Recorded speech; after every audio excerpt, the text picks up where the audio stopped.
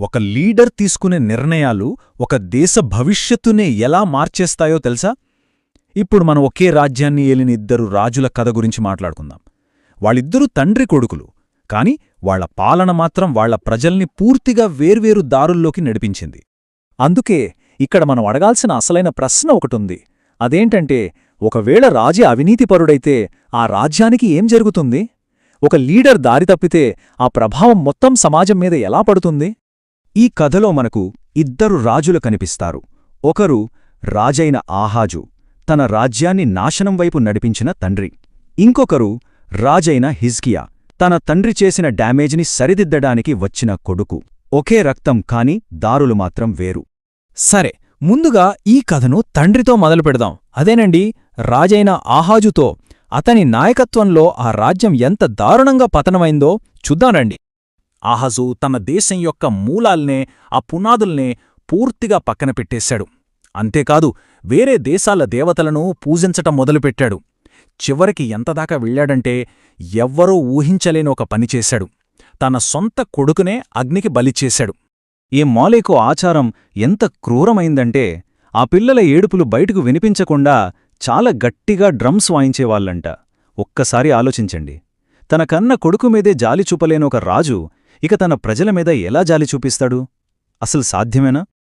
ఆహా అవినీతి కేవలం తన పర్సనల్ పనులతో ఆగిపోలేదు. అది దేశానికే ఆధ్యాత్మిక కేంద్రమైన పవిత్ర మందిరం లోపలికి కూడా వచ్చేసింది. ఏం చేశాడో తెలుసా? అక్కడున్న పవిత్రమైన బలిపీఠాన్ని తీసిపడేశాడు. దాని బదులు ఏదో ఫారిన్ టూర్లో చూసిన ఒక ఫ్యాన్సీ డిజైన్ను తీసుకొచ్చి పెట్టించాడు. అంతే. అయితే ఇదంతా తనొక్కడే చేయలేదు. దేశంలో ఉన్న ఆధ్యాత్మిక నాయకులు కూడా రాజు ఏం చెప్తే అది గుడ్డిగా ఫాలో అయిపోయారు.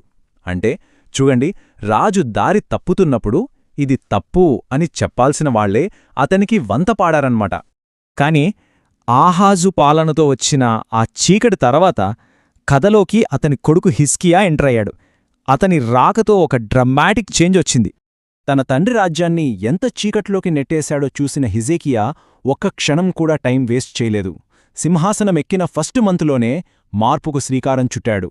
హిజ్కియా చేసిన పనులన్నీ తన తండ్రికి కంప్లీట్గా ఆపోజిట్. ఆహాజు ఏ మందిరం తలుపులైతే మూసేశాడో హిజ్కియా వాటిని మళ్లీ తెరిపించాడు. ఆహాజు తీసుకొచ్చిన ఆ అపవిత్రత మొత్తాన్ని శుభ్రం చేయించాడు. అంటే అతను కేవలం డ్యామేజ్ని ఆపడమే కాదు, దాన్ని రిపేర్ చేయడం మొదలుపెట్టాడు. హిజ్కియా కేవలం ఆర్డర్స్ వేసి ఊరుకోలేదు. అతను ఆ ఆధ్యాత్మిక నాయకులకు వాళ్ల అసలు పనేంటో గుర్తుచేశాడు. వాళ్ల నిజమైన బాధ్యతేంటో గుర్తుచేసి మళ్లీ సరైన దారిలోకి రమ్మని పిలిచాడనమాట. సరే, ఈ పాత కథంతా బాగానే ఉంది. కాని ఈ పురాతన కథకు మన ఇప్పటి ప్రపంచానికి సంబంధమేంటి? ఈ కథలో ఉన్న పాఠాలు మన కాలం నాయకత్వం గురించి, ఆరాధన గురించి ఏం చెప్తున్నాయో ఇప్పుడు చూద్దాం. చూడండి, ఆహాజు పవిత్రత కంటే ప్రదర్శనకే ఎక్కువ విలువిచ్చాడు. ఈ కథను విశ్లేషించేవాళ్లు ఏమంటున్నారంటే, ఇప్పటి కొన్ని పెద్ద మోడర్న్ చర్చిల్లో కూడా ఇదే జరుగుతోంది అని. అంటే సారం కంటే స్టైల్కి, మెసేజ్ కంటే షోకి ఎక్కువ ఇంపార్టెన్స్ ఇస్తున్నారేమో అన్నది వాళ్ల వాదన. ఇక్కడే ఒక పెద్ద ప్రశ్న తలెత్తుతుంది. అదేంటంటే, ఆరాధన అనేది ఒక ఎంటర్టైన్మెంట్గా మారినప్పుడు దాని అసలు అర్థం పోతుందా? భక్తికి, వినోదానికి మధ్య ఆ లైన్ ఎక్కడ గీయాలి? ఇంకోలా చెప్పాలంటే, మన లోకంలా కనిపించడానికి ప్రయత్నించే ప్రాసెస్లో దేవుడికి సంబంధించిన పవిత్రతను ఎక్కడైనా కోల్పోతున్నామా? అట్రాక్టివ్గా ఉండాలనే తొందరలో అసలు ఉద్దేశమే దెబ్బతింటోందా? సరే, మరి ఇంత కఠినంగా విమర్శించటం అవసరమా? ఈ కథను చెప్పినవాళ్లు తమ ఉద్దేశాన్ని వివరించడానికి ఒక పవర్ఫుల్ ఎనాలజీని వాడతారు. అదే ఒక డాక్టర్ కథ. ఆ కథ ఏంటంటే, ఒక వ్యక్తి కాలికి లోపల పెద్ద ఇన్ఫెక్షన్ ఉంది, కాని పైకి చూస్తే మాత్రం ఒక చిన్న గాయంలా కనిపిస్తుంది. ఇప్పుడు పైపైన ఆయింట్మెంట్ రాస్తే సమస్య తీరదు కదా. ఒక మంచి డాక్టర్ ఏం చేస్తాడు? నొప్పిగా ఉన్నా సరే ఆ గాయాన్ని కోసి లోపలున్న ఇన్ఫెక్షన్ని మొత్తం తీసేస్తాడు. వాళ్ళు చెప్పేది కూడా అదే. విమర్శ అంటే దాడి చేయడం కాదు, అది జబ్బును నయం చేయడానికి చేసే అవసరమైన సర్జరీ లాంటిది. నిజమైన లీడర్షిప్ అంటే ఇదే అనమాట.